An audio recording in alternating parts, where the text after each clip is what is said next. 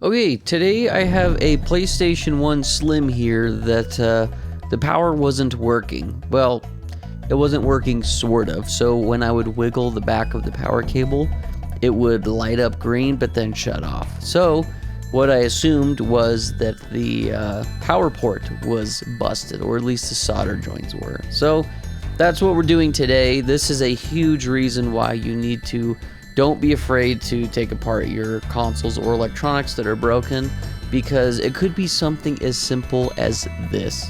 So all we're doing is we're taking apart this PlayStation 1 Slim. We're gonna get the laser out. We got the lid off. The laser unplugs. It's got two cords, and then you're gonna unplug that. There's one cord and one ribbon cable. Then you're gonna remove this heat shield, and then that gets us to the board. So once you wiggle and pull the board out, the main motherboard, you're going to be able to see on the back side of this that I'm going to show here where the power port is just broke. The solder joints it's cracked, because sometimes people just wiggle it too hard, or they put the cord in too hard, and that ruins the connection. So all I did here was add some flux, and then I come in here and I just resolder it back, add some more solder, just reflow all the different joints and make sure that everything is good. And that's really it. That is how simple this fix is. Give it a clean, and then we're going to throw it all back together.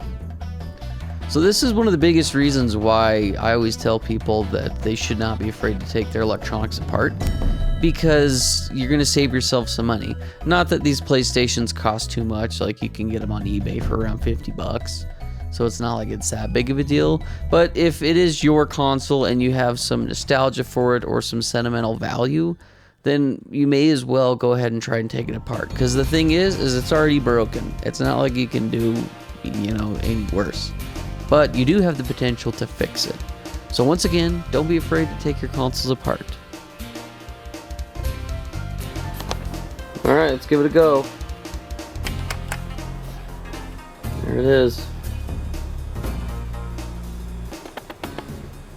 PlayStation is powered on. Let's see if it'll read a game.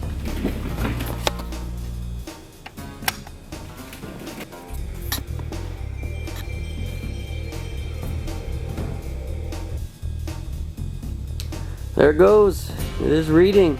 So that is how you fix a PlayStation 1 Slim that doesn't have power. Obviously, they're not always that easy of a fix. So that's how. That's just one thing you gotta check. This is why you take your consoles apart, everyone. Real quick, thank you guys for watching. We always appreciate if you like and subscribe. It helps support the channel. As well as we have affiliate links to all the tools that we use in the description. People always ask us what we use for like solder, what we use for our soldering irons, and our workstations, as well as flux, and all that good stuff.